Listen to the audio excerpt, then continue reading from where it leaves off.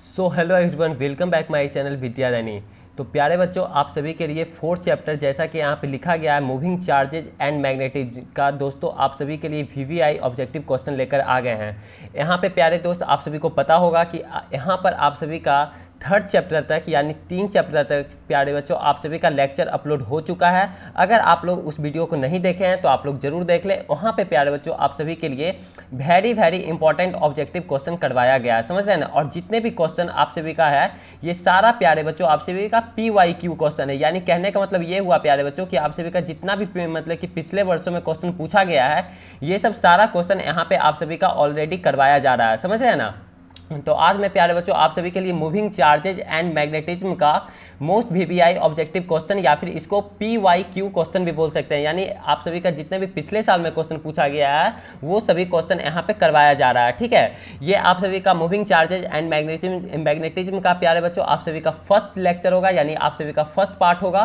फिर आप सभी को सेकंड पार्ट में और ऑब्जेक्टिव करवाया जाएगा, लेकिन यहाँ पे मैं 15-20 ऑब्जेक्टिव करवाऊंगा जो कि काफ़ी वेरी इंपॉर्टेंट ऑब्जेक्टिव क्वेश्चन है। और जितने भी स्टूडेंट्स 2024 में बोर्ड एग्जाम देने वाले हैं उनके लिए तो यह वीडियो काफ़ी रामबाण होने वाली है, क्योंकि प्यारे बच्चों उन सभी के लिए यह एक खास वीडियो इसलिए है क्योंकि यहाँ पर सारा क्वेश्चन ऐसा लिया गया है, चाहे वो सब्जेक्टिव हो चाहे वो ऑब्जेक्टिव हो, ये सब सारा क्वेश्चन पहले ये प्यारे बच्चों आप सभी का ये पिछले वर्षों में जितना भी क्वेश्चन पूछा गया यही सब क्वेश्चन लिया गया। मैं फिर से एक बार बोल दे रहा हूँ, समझ रहे हैं ना।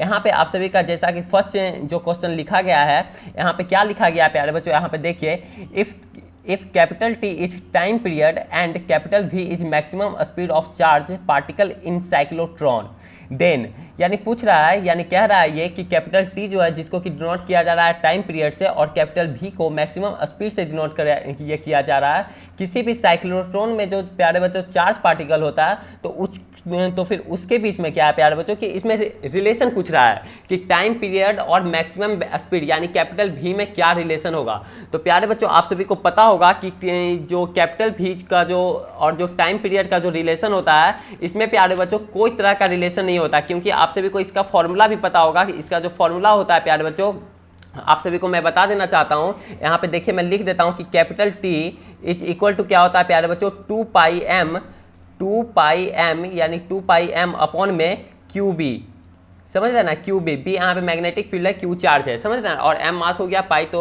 ये पाई का तो वैल्यू जानते हैं ये कांस्टेंट होता है और 2 का ये फिर कांस्टेंट है। तो यहाँ पे कहीं भी प्यारे बच्चों यहाँ पे कैपिटल V का यानी स्पीड का यहाँ पे रिलेशन नहीं दिख रहा है। तो ये जो ऑप्शन होगा प्यारे बच्चों आप सभी का इसमें से नन ऑफ दीज होगा, लेकिन ऐसा ऑप्शन कहीं पे दिख नहीं रहा है। ए ऑप्शन में भी दिया गया T is directly proportional to capital V, यहाँ पे दिया गया इन्वर्सली प्रोपोर्शनल टू V, यहाँ पे भी सेम ही ऑप्शन है, समझ रहे ना। डी ऑप्शन भी सेम ही है, लेकिन यहाँ पे होना चाहिए था नॉन ऑफ दीज, समझ रहे ना। तो आप सभी का डी ऑप्शन इस तरीके से सही होता है। बी में भी दिया गया है T is directly proportional to V square, लेकिन इसका जो सही ऑप्शन होगा प्यारे बच्चों आप सभी का क्या होगा, नॉन ऑफ दीज होगा। नॉन ऑफ दीज मतलब क्या होता है प्यारे बच्चों कि इसमें से कोई भी नहीं होगा, समझ रहे ना। नॉन ऑफ दीज यहाँ पे प्रिंटिंग मिस्टेक हो गया है तो इसके लिए माफ कीजिए फिर कीजिएगा, ठीक है। तो इस तरीके से आप सभी का नॉन ऑफ दीज आंसर होगा, ठीक है। अब चलते हैं प्यारे बच्चों क्वेश्चन नंबर सेकंड पे। क्वेश्चन नंबर सेकंड क्या बोल रहा है कि if any ammeter is shunt, यहाँ पे शुड लिखा गया है, समझ रहे हैं ना। यहाँ पे शंट होगा, क्या होगा शंट, SHUNT, यहाँ पे मैं लिख देता हूँ SHUNT, ठीक है। Shunt then the total resistance of the circuit is, यानी एमीटर अगर कोई एमीटर में शंट है यानी देन द टोटल रेजिस्टेंस, तब किसी भी सर्किट का जो टोटल रेजिस्टेंस में क्या इफेक्ट पड़ेगा, समझ रहे हैं ना प्यारे बच्चों। तो वो क्या होता है, डिक्रीज होता है, समझ रहे हैं ना। डिक्रीज होता है क्योंकि वो पैरेलल में कनेक्ट हो ये फिर हो जाता है शंट, ठीक है। तो इस तरीके से प्यारे बच्चों आप सभी का डिक्रीज होगा, ठीक है, कम जाता है। अब इस तरीके से आ जाते हैं क्वेश्चन नंबर थर्ड पे।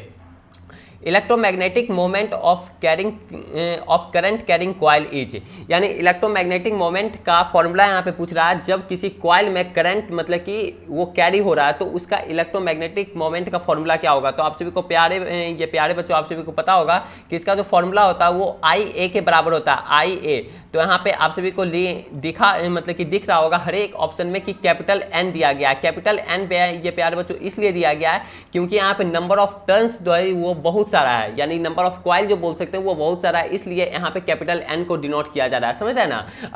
अगर मान लिया जाए एक ही कॉइल होता है, एक ही टर्न्स होता, तो वहाँ पे सिर्फ IA लिखा था, ठीक है, लेकिन यहाँ N इसलिए लिखा गया है क्योंकि यहाँ नंबर ऑफ कॉइल जो है वो बहुत है, एक से ज़्यादा है, इसलिए NIA लिखा गया है। यानी इस तरीके से आप सभी का थर्ड का A ऑप्शन सही होगा, ठीक है। और यहाँ पे प्यारे बच्चों आप सभी का सारा क्वेश्चन PYQ है। अगर इसका PDF लेना चाहते हैं तो आप सभी प्यारे बच्चों विद्याधनी एप्लीकेशन को इंस्टॉल कर सकते हैं। कहाँ से विद्याधनी एप्लीकेशन को इंस्टॉल करेंगे भैया?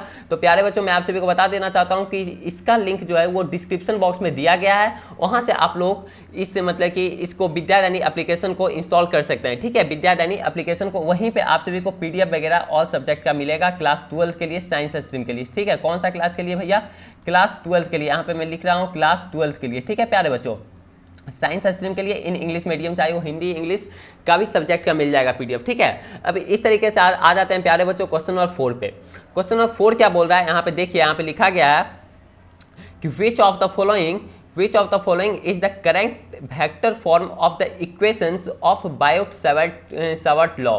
यानी बायोट-सावर्ट लॉ के अकॉर्डिंग कौन सा करेंट मतलब कि इक्वेशन इसमें से सही है, यानी वेक्टर फॉर्म में, करेंट वेक्टर फॉर्म में होना चाहिए, ठीक है। तो इसमें से आप सभी प्यारे बच्चों देख सकते हैं कि इसका जो सही ऑप्शन जो होगा प्यारे बच्चों वो आप सभी का कौन सा होगा। देखिए यहाँ पे लिखा गया है dv is equal to mu naught upon में 4 pi I DL into cross R vector upon में R स्क्वायर। तो ये प्यारे बच्चों आप सभी का ऑप्शन गलत है, यहाँ पे I स्क्वायर लिखा गया, लेकिन आप सभी को पता होगा कि I सिर्फ होता है, यानी करंट का स्क्वायर नहीं होता है, सिर्फ करंट होता है। तो इसमें से सही ऑप्शन कौन सा होगा? यहाँ पे देखिए म्यू नॉट अपॉन में 4 पाई, यहाँ पे भी I है, DL क्रॉस R अपॉन में R क्यूब। लगता है प्यारे बच्चों आप सभी का D ऑप्शन ही सही है, समझ रहे हैं ना। कौन सा ऑप्शन सही है? D ऑप्शन सही है, क्योंकि यहाँ पे करंट जो है वो वेक्टर फॉर्म में पूछ रहा है, इसलिए इसका मैग्नीट्यूड आ जाएगा R क्यूब आ जाएगा इधर नीचे में।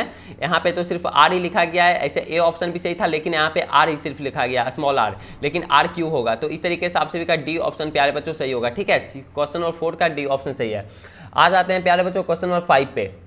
क्वेश्चन नंबर 5 क्या बोल रहा है? Expression of force on A charge small Q moving the velocity capital V in a magnetic field B is. तो पूछ रहा है यहाँ पे एक्सप्रेशन पूछ रहा है, यानी चार्ज क्यू पर जो मतलब कि फोर्स कितना लग रहा है, समझ रहा, और वेलोसिटी भी V दिया गया है और मैग्नेटिक फील्ड B है, कैपिटल B है। तो इसमें से सही रिलेशन आप सभी का कौन होगा? तो आप सभी को पता होगा प्यारे बच्चों कि मैग्नेटिक फोर्स जो होता है वो Q इंटू में V क्रॉस B के इक्वल होता है, यानी इस तरीके से आप सभी का A ऑप्शन सही है। कौन सा ऑप्शन सही है भैया? A ऑप्शन आप सभी सही है, क्वेश्चन नंबर 5 का A ऑप्शन सही है, ठीक है। क्वेश्चन नंबर 6, क्वेश्चन नंबर 6 क्या कह रहा है? Magnetic field of 5 tesla is A equal to, यानी 5 टेस्ला का मैग्नेटिक फील्ड किसके बराबर होगा?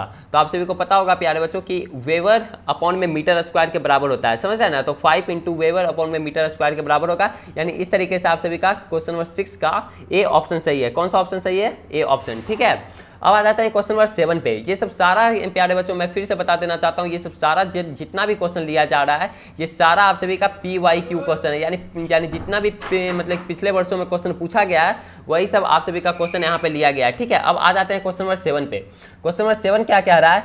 A circular coil of radius capital R carries A current, ठीक है। The magnetic field at its centre is B. At what distance from the center on the axis of the coil the magnetic field will be B upon at। यानी कह रहा है ये प्यारे बच्चों, ये पहले क्वेश्चन आप लोग समझिए, ये क्या कह रहा है क्वेश्चन कि एक मतलब कि सर्कुलर कॉइल है, ठीक है, जिसका कि रेडियस जो है वो कैपिटल R दिया गया। मान लिया जाए ये एक सर्कुलर कॉइल है जिसका कि रेडियस कैपिटल R दिया गया है, ठीक है। The magnetic field at its centre is B, और इसका जो सेंटर पे जो मैग्नेटिक फील्ड जो दिया गया है प्यारे बच्चों वो कितना होता है? कैपिटल B यहाँ पे लिखा गया है, ठीक है, कि इसका जो सेंटर पे जो मैग्नेटिक फील्ड है उसको हम लोग कैपिटल B से डिनोट कर रहे हैं। अब कितना होता है सेंटर पे ये आप सभी को पता होना चाहिए, ऐसे मैं यहाँ पे बताऊंगा, ठीक है।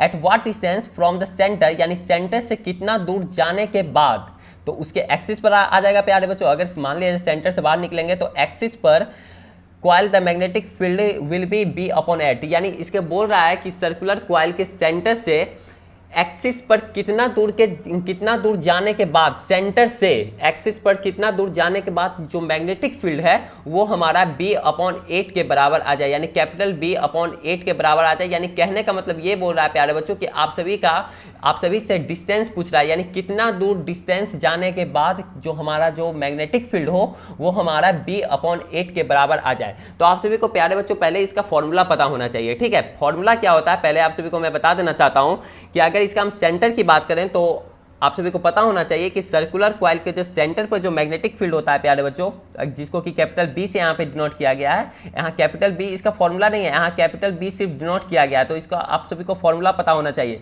कितना होता है μ0I/2R के बराबर होता है, यानी μ0I यहाँ पे क्या हुआ करंट अपॉन में 2R, ठीक है। इसका हो गया सेंटर पे मैग्नेटिक फील्ड इतना होता है।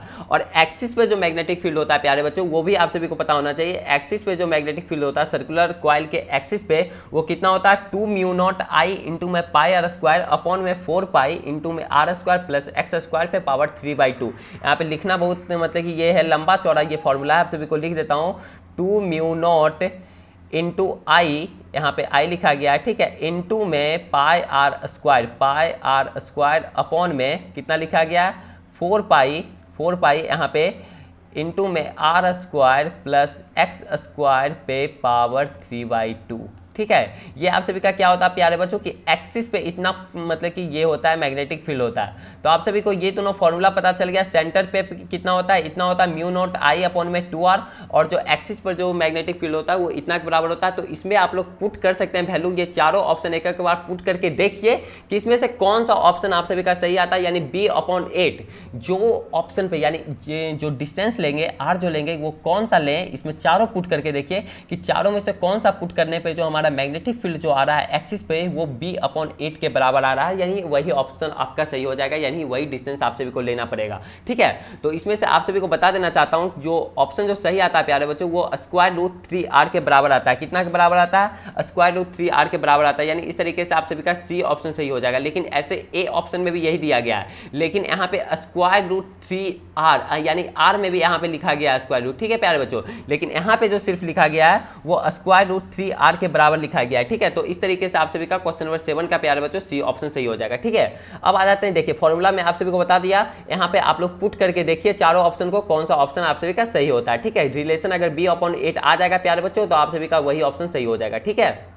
क्वेश्चन नंबर 8 क्या बोल रहा है कि dimension of magnetic field is, यानी मैग्नेटिक फील्ड का डायमेंशन कितना होता है। तो आप सभी को पहले इसका फॉर्मूला पता होना चाहिए कि मैग्नेटिक फील्ड बराबर क्या होता है। मैग्नेटिक फील्ड बराबर जो होता है प्यारे बच्चों वो क्या होता है F/Q_V के बराबर होता है, ठीक है, QV के बराबर। तो F यानी फोर्स का आप सभी को पता होगा डायमेंशन कितना होता है MLT पे पावर -2, इसको आप लोग निकाल सकते हैं अगर आप सभी को फॉर्मूला पता है। तो ये फिर प्यारे बच्चों आप सभी का बच्चों का खेल हो गया, जो कि आप लोग 9-10 पर भी पढ़ के आए होंगे, यानी डायमेंशन निकालने के लिए, ठीक है। देख रहे हैं आप सभी का ऐसा क्वेश्चन क्लास 12th में पूछा जा रहा है, यानी क्लास 12th का बोर्ड एग्जाम में पूछा जा रहा है प्यारे बच्चों, एकदम आसान यानी फॉर्मूला बेसिक ही क्वेश्चन पूछा जाता है। आप लोग यहाँ से आराम से पढ़िए, यहाँ से आप लोग को 75 से 80 नंबर से ऊपर आ जाएगा प्यारे बच्चों, ये आप लोग को लिख के दे रहा हूँ। लेकिन आप सभी को सारा कुछ यहाँ से देखना पड़ेगा, जितना भी मटेरियल आप सभी को मिल रहा है सारा कुछ आप सभी को सॉल्व करना होगा, और यहाँ से आप सभी को प्यारे बच्चों वीडियो देखना होगा। तो आप सभी को ये गारंटी है कि आप सभी का 80 नंबर से ऊपर आएगा फिजिक्स में, क्या पता है कि 90 में से भी ऊपर आ सकता है, लेकिन 80 नंबर से तो ऊपर आना ही आना है प्यारे बच्चों, ठीक है। यहाँ पे सारा कुछ ये करवाया जाएगा, सेंटर एग्जाम के लिए भी हो रहा है, PDF वगैरह सारा कुछ मिलेगा, टेस्ट क्विज वगैरह सारा कुछ प्रोवाइड किया जाएगा प्यारे बच्चों। अगर आप लोग टेलीग्राम ग्रुप से या फिर व्हाट्सएप ग्रुप से नहीं ज्वाइन किए हैं तो फिर डिस्क्रिप्शन बॉक्स में लिंक दिया गया है, वहाँ से आप लोग ज्वाइन कर सकते हैं, ठीक है। वहाँ पे आप सभी को सारा इंट्रोडक्शन वगैरह मिलता रहेगा कि क्या मतलब कि नोट जितना भी जो भी लेक्चर अपलोड होगा सारा कुछ वहाँ पे मिलता रहेगा, जो भी इन्फॉर्मेशन वगैरह आएगा सारा कुछ मिलेगा, ठीक है। तो यहाँ पे फोर्स का आप सभी को पता है कि MLT पे पावर -2 होगा। QV का क्या हो गया प्यारे बच्चों, QV अगर हम बात करें तो Q यहाँ पे क्या है चार्ज है, तो चार्ज का क्या होता है डायमेंशन 80।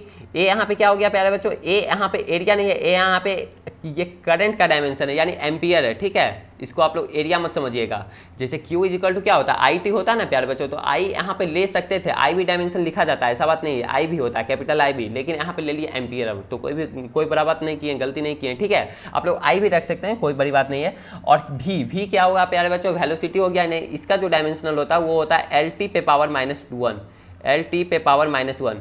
तो आप लोग यहाँ से ऊपर इसको लेके जाइएगा तो आप सभी का ऑप्शन दिखने लगेगा, ठीक है। तो इसका जो सही ऑप्शन जो होगा प्यारे बच्चों वो आप सभी का कौन सा होगा, I पे पावर -1, M L पे पावर L⁻0 और T पे पावर -2।